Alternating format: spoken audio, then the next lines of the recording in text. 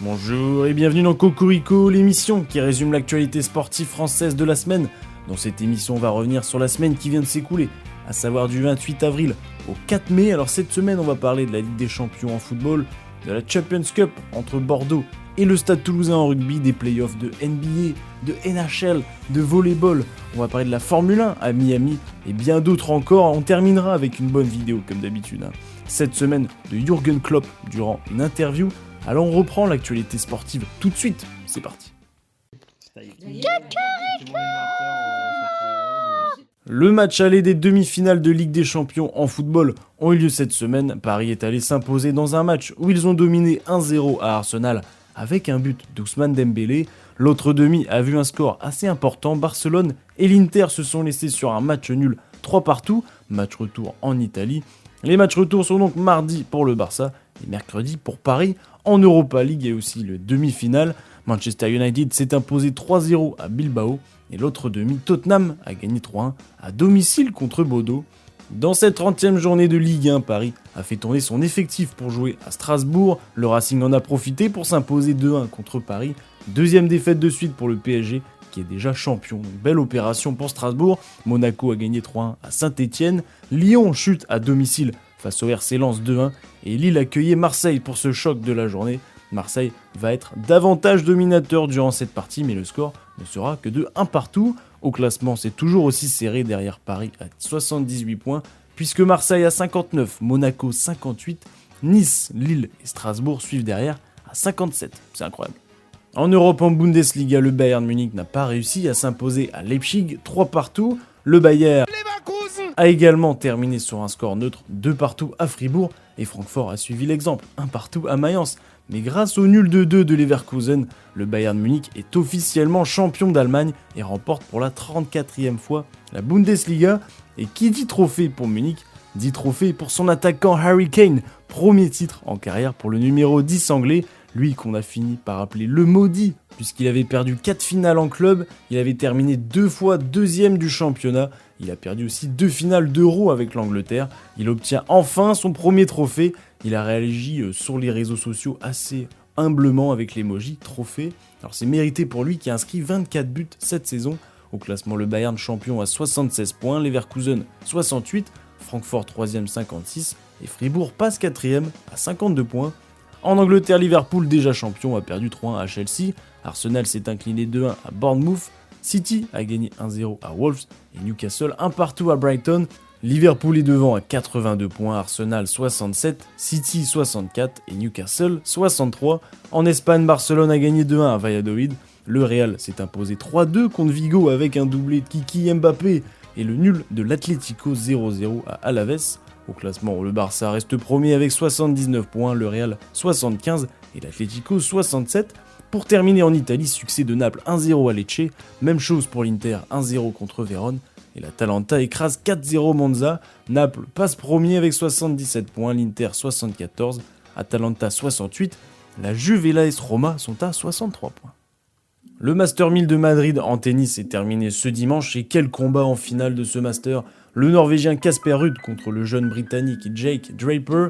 Ruud a quand même battu Fritz, Medvedev et Cerundolo pour arriver en finale.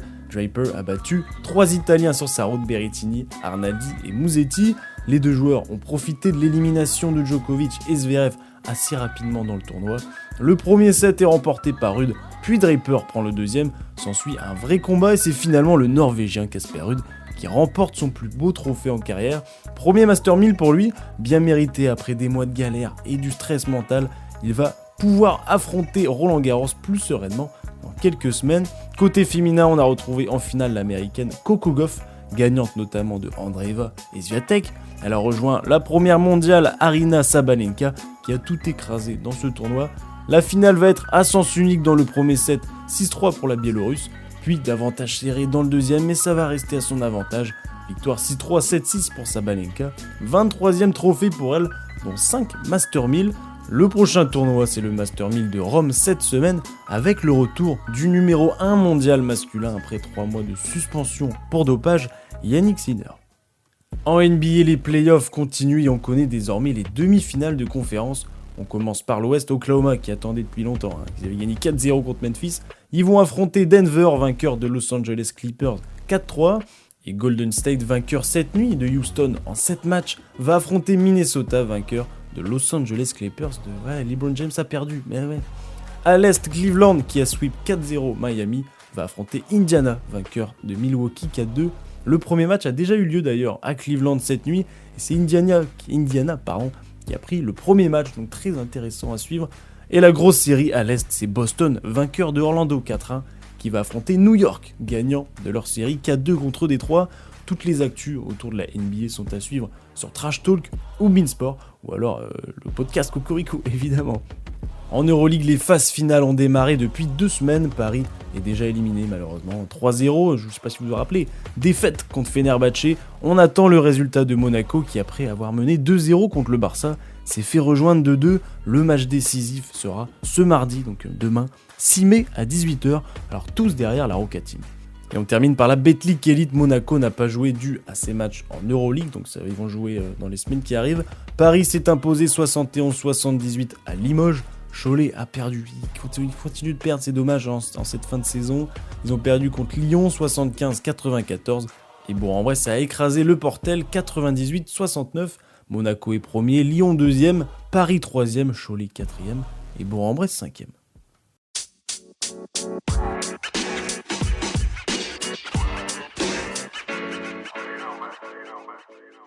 C'était le 6e Grand Prix de la saison ce week-end à Miami, en Formule 1. Eh bah oui, Norris a remporté la course sprint le samedi et a empoché 8 points d'avance déjà. Max Verstappen a démarré en pole position pour la course principale. Jacques Dehaene crève au premier tour. Putain, j'ai du mal.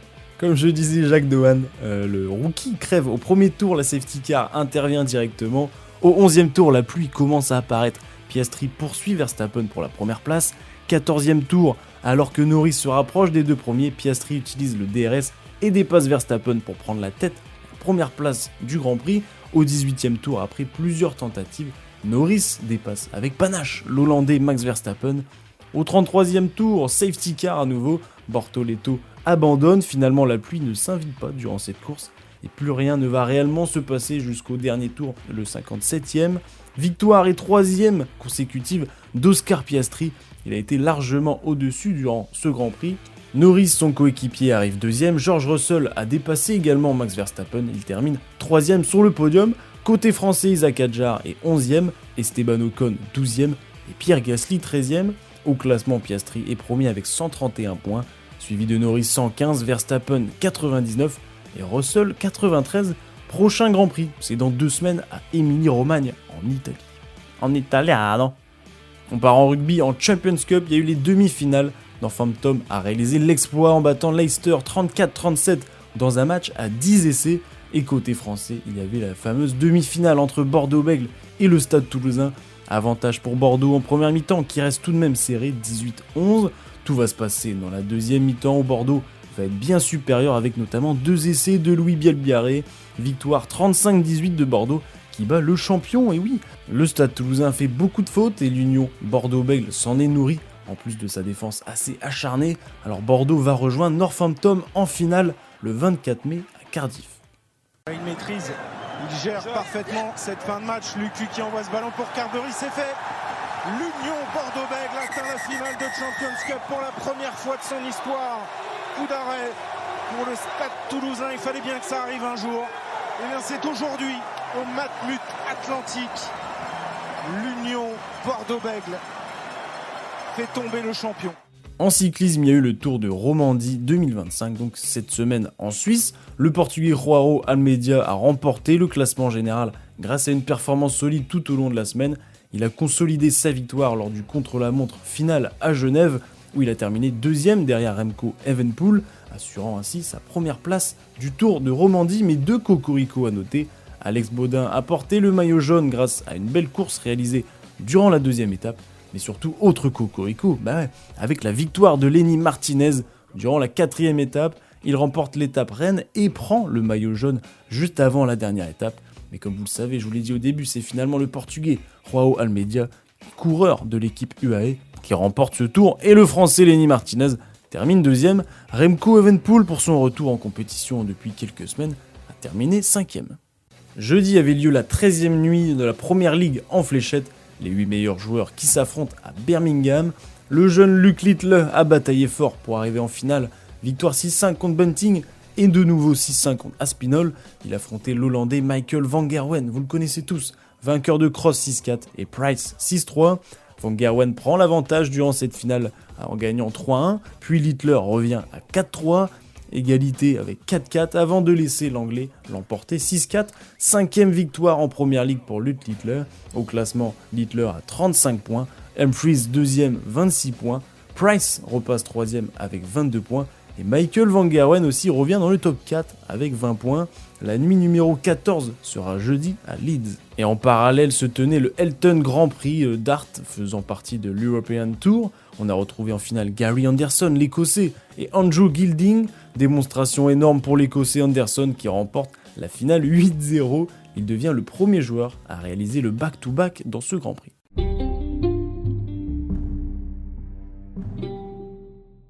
Les phases finales de NHL continuent, la Ligue américaine de hockey sur glace. La première équipe à 4 victoires l'emporte, je vous rappelle. On connaît déjà les quarts de finale.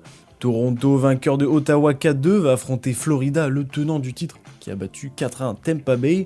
Washington a facilement éliminé Montréal 4-1 et va affronter Carolina, vainqueur 4-1 de New Jersey.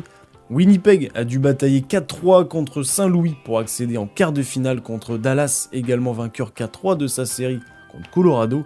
Et le dernier quart de finale sera Vegas, gagnant 4-2 de Minnesota contre Edmonton. Le finaliste de l'année dernière sort vainqueur 4-2 de Los Angeles. Alors les quarts de finale vont commencer cette nuit, donc vous pouvez suivre la compétition toute la semaine en horaire américain, évidemment, c'est la nuit. Pour la confrontation entre clubs américains et canadiens, il reste encore 3 équipes canadiennes et 5 équipes américaines. Voilà, le Canada résiste, c'est beau ça. En Ligue des Champions de handball, Nantes avait remporté le premier match contre le Sporting de 1 point, 28-27. Ils ont joué le match retour au Portugal et ils ont réussi à l'emporter de 2 points, victoire 30-32 pour Nantes. Ils rejoignent le Final Four et vont affronter Berlin en demi-finale le 14 juin, donc c'est dans un petit bout. Et en Star League, la PSG a écrasé Limoges 37-26, succès de Nantes 33-29 contre Ivry et défaite de Montpellier 31-29 à Toulouse. Au classement, Paris a 49 points, Nantes passe deuxième 44 points et Montpellier troisième 43. Il y a aussi les phases finales de la Marmara Spike League, il y a toujours les phases finales pour tous les championnats français de tous les sports. Les demi-finales sont en cours et grosse sensation pour Poitiers qui élimine Chaumont, pourtant premier en championnat 2-0. Tours et Montpellier en sont à 1 partout. Match décisif ce soir, lundi 5 mai à 20h. On termine par la meilleure partie, les infos rapides. Le tournoi destination féminin a eu lieu, la France a excellé dans cette compétition. 4 victoires sur les 4 premiers matchs. Le dernier match était entre l'Angleterre qui elle aussi en était à 4 victoires 0 défaites. Et cruel résultat puisque le match s'est terminé à 43-42 pour les Anglaises qui remportent le tournoi. Les Françaises terminent donc deuxième. L'Automobile Club de l'Ouest a annoncé que Roger Federer, immense champion et figure emblématique du sport mondial, aura l'honneur de donner le départ de la 93e édition des 24 heures du Mans le samedi 14 juin prochain, donc c'est bientôt là, à 16h. Aucune certitude au sujet de l'entraîneur du Real Madrid, Carlo Ancelotti, qui pourrait partir du club en fin de saison. Il donnera des précisions à la fin de la saison, mais selon plusieurs journaux, Xavi Alonso, entraîneur du Bayer Leverkusen, pourrait être déjà le choix numéro 1. Et en parlant d'entraîneur, je ne sais pas si vous avez vu les nouvelles, mais depuis quelques mois, l'entraîneur de San Antonio Spurs en NBA, c'est Greg Popovich, qui avait eu un infarctus, il y a eu des problèmes de santé. Il avait quitté les terrains en attendant pour améliorer justement sa santé. Il me semble qu'il a 73 ans, je crois, ou 76. Et il a annoncé cette semaine qu'il ne pourra plus entraîner de sa vie. Et il va quitter donc les San Antonio Spurs en tant qu'entraîneur, mais il va sûrement rester dans l'organisation de près ou de loin. On a eu beaucoup de réactions puisque cet entraîneur, de toute façon, il était mythique. C'est peut-être le plus gros entraîneur de l'histoire de la NBA qui nous quitte. Bon, il n'est pas mort, hein, mais qui nous quitte, qui quitte le monde du basket. Voilà, bon repos à lui. On espère qu'il va être en meilleure santé prochainement quand même. La vice-championne olympique éthiopienne Tigist Assefa a remporté dimanche dernier le marathon de Londres en 2h15 50 secondes. Elle établit un nouveau record du monde dans une course exclusivement féminine. Elle efface la précédente marque élaborée l'an passé à Londres, c'était au même endroit, par Perez Shepchirchir en 2h16 minutes 16 secondes.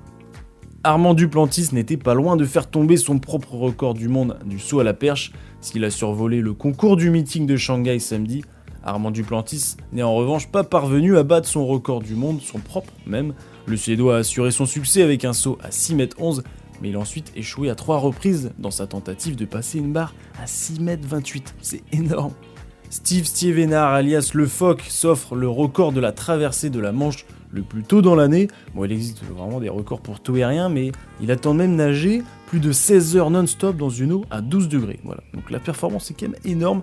Marc-André Ter Stegen est revenu à la compétition après 222 jours d'absence dans les buts du FC Barcelone ce week-end. Et en parlant du Barça, ils ont fait une collab avec Travis Scott et vont sortir 1899 exemplaires d'un maillot que les joueurs vont porter pendant le Classico ce week-end. DAZN acte l'arrêt de son contrat de diffusion de la Ligue 1.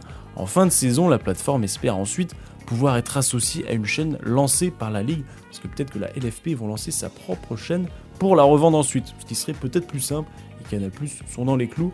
Michael Jordan en 2024 a gagné plus d'argent que n'importe quel athlète en activité. En effet, il a gagné 300 millions de dollars et dépasse le deuxième qui est Ronaldo Cristiano de 40 millions de dollars, parce qu'il a gagné 260. Bah, franchement, il peut continuer de fumer ses cigares tranquillou. Et on termine cette émission avec une interview de Jürgen Klopp lorsqu'il était entraîneur. Et il déclare que le traducteur qu'il a dans son oreillette a une voix assez sexy. So it's a very important game tomorrow. You're gonna play against Paris tomorrow. Very erotic voice, by the way, the translator. Congratulations. Wow. Again, please.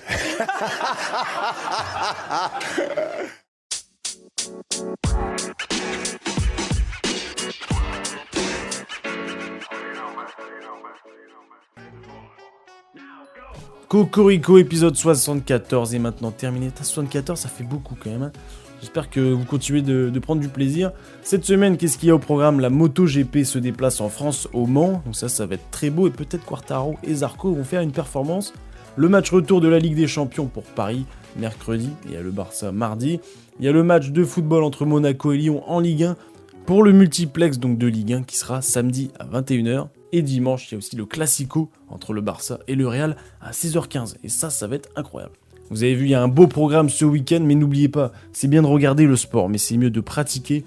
Allez faire du bien à votre corps, allez faire du bien à votre santé. Vous allez voir, il va vous remercier dans les prochaines années, les prochains mois. Et peut-être le Summer Body qui arrive bientôt. Là. L'été, il va faire beau. Est-ce que vous voulez être beau gosse ou pas, belle gosse? Bah allez-y. En tout cas, si le contenu vous plaît, n'hésitez pas à vous abonner, c'est le plus important, à liker si ça vous plaît ou à partager. Un peu, de toute façon, vous connaissez un peu la chanson, mais c'est toujours bien de soutenir les petits créateurs. Je vous souhaite une bonne journée, une bonne soirée, une bonne ce que vous voulez. À la semaine prochaine, bah évidemment. Au revoir. Tu veux dire Cocorico? Oui.